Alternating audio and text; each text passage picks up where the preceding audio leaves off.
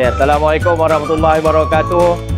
Saya Guru Besar SK Raja Muda Musa mengucapkan berbanyak terima kasih kepada Kohoma yang sudi menaja insurans bagi murid-murid PPKI seramai 10 orang di sekolah ini. Terima kasih juga kepada pihak Agrobank ya, yang turut sama dengan koperasi Kohoma ini untuk menaja insurans.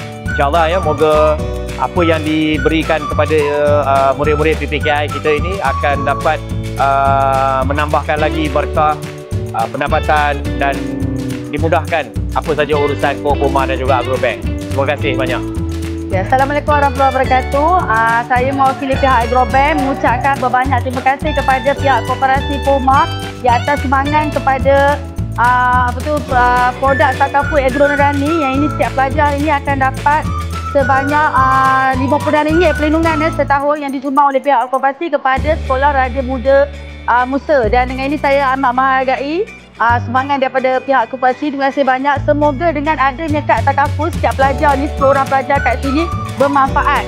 Sekiranya terjadi apa-apa kemalangan, memang perlindungan dah ada dalam masa 24 jam. Jadi kata apa, setiap pelajar akan dapat kad begini, nama sekali dengan IC.